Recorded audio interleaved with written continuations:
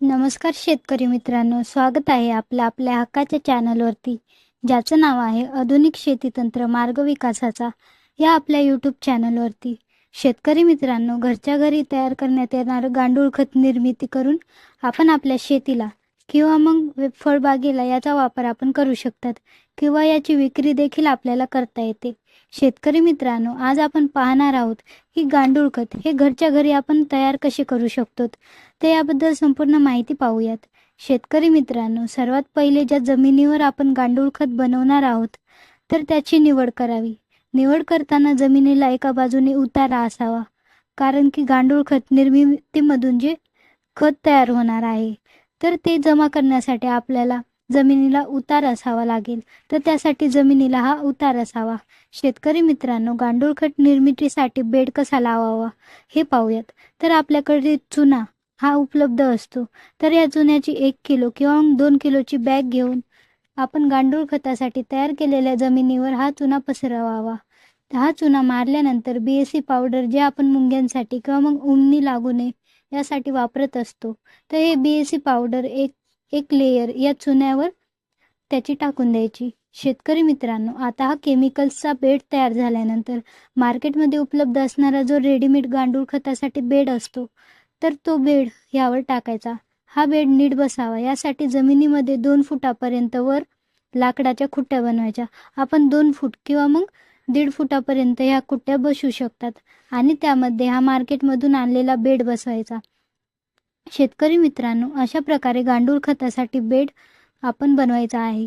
शेतकरी मित्रांनो, या बेडमध्ये आपल्याजवळ उपलब्ध असणारे सर्व घटक म्हणजे की शेण असेल, पालापाचोळा आणि जेवढे वेस्ट आपल्याकडे आहे ते टाकून त्याला काही दिवस भिजवावे, जेणेकरून ते कुजून जाईल आणि त्यामधून वर्मी वॉश तयार होईल.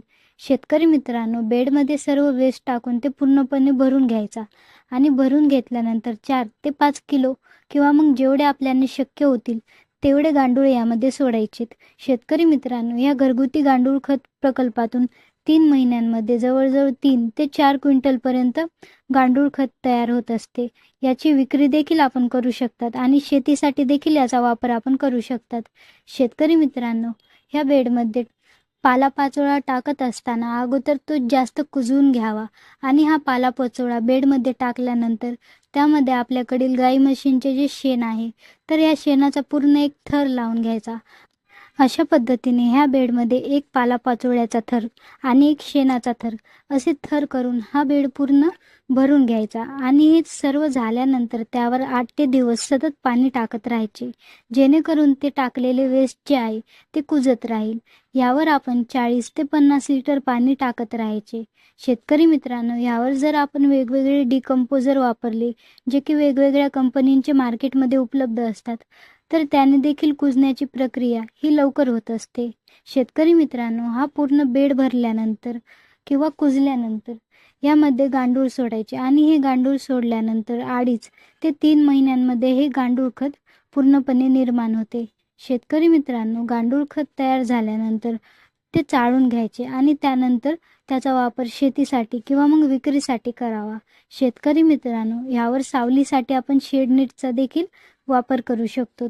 चाळणी यंत्राचा वापर करून जर खत चाळलं तर अगदी दाणेदार स्वरूपात हे खत आपल्याला मिळत असतं.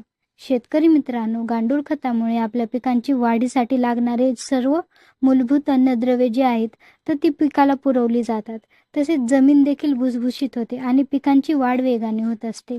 तसेच गांडूळ खतामुळे बागायती सिंचनाचा खर्च कमी होऊन पाण्याची देखील बचत होत असते. तसेच जमिनीतील जीवाणूंची संख्या देखील 3 ते 5 पटीने वाढत असते. शेतकरी मित्रांनो, पिकासाठी गांडूळ खत वापरल्याने पिकाच्या उत्पन्नामध्ये सुद्धा वाढ होते आणि पिकाला मार्केटमध्ये चांगला बाजारभाव मिळतो. शेतकरी मित्रांनो, अशा पद्धतीने गांडूळ खताचे आपल्याला फायदे होताना दिसून येतात. शेतकरी मित्रांनो, आपल्याला जर कीटकनाशक, बुरशीनाशक, PGR किंवा शेतीविषयक वस्तू खरेदी करायच्या असतील तर डिस्क्रिप्शन बॉक्समध्ये लिंक दिलेल्या आहेत, त्यावरती क्लिक करून आपण शेतीविषयक वस्तूंची खरेदी करू शकतात. शेतकरी मित्रांनो, अशा प्रकारे आपण गांडूळ खत घरगुती प्रकल्प याबद्दल माहिती आणि गांडूळ खताच्या फायद्यांबद्दल थोडक्यात माहिती घेतली आहे.